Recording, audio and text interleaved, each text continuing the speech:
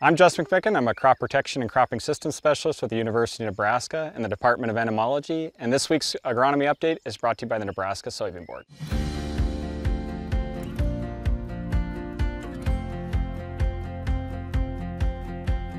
We're located at the Eastern Nebraska Research and Extension Center, and the crop conditions here are pretty good this year. We've got a lot of early planted soybeans in the area, so we kind of beat a lot of those rains that came through. Kind of at the top of growers' concerns is soybean gall midge because it's so new. So we just found that in 2018, got the idea of as a new species in 2019, and it looks like it's enjoying the wet weather we've had this year, so we're expecting a little more pressure from it than normal. Soybean gall midge is pretty easy to scout for. That's one of the big ticket items with it, is that it's right along field borders. So we can go in a row or two within that field, look at the base of those plants for any dark discolorations, and then just peeling back a little bit of that tissue tends to show us orange or white larvae. If you've got it, there's not a lot you can do this season. It's already in the plants. They're gonna cycle through. They're gonna continue to emerge. The management options for this season are kind of out. But what we're really looking for is knowing that we have a significant infestation, looking at different options for the following season. We've had a lot of research with the Nebraska Soybean Board. Some of that shows that early planting dates are at greater risk for higher populations.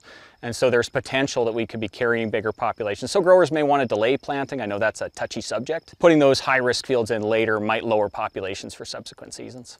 Dectes stem borer is challenging just like soybean gall midge. So once we have emergence, there are some insecticides that do have labels for use on it. They're effective maybe in the post-evaluation. We start to see some reduction in infestation, but ultimately end of season yield differences are pretty hard to capture. And so we actually have a Nebraska Soybean Board project where we're using a product growers couldn't use in the field.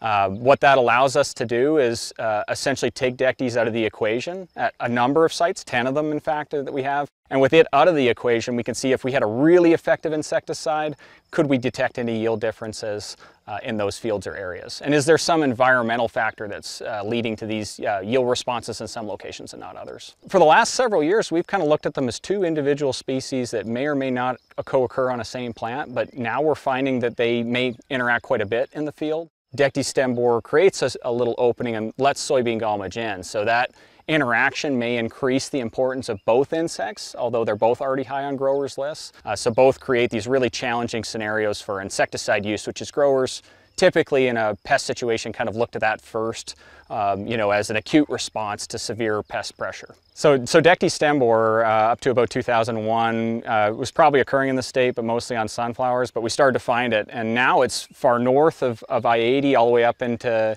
South Dakota on soybeans. And in terms of going west, it's all the way out past North Platte.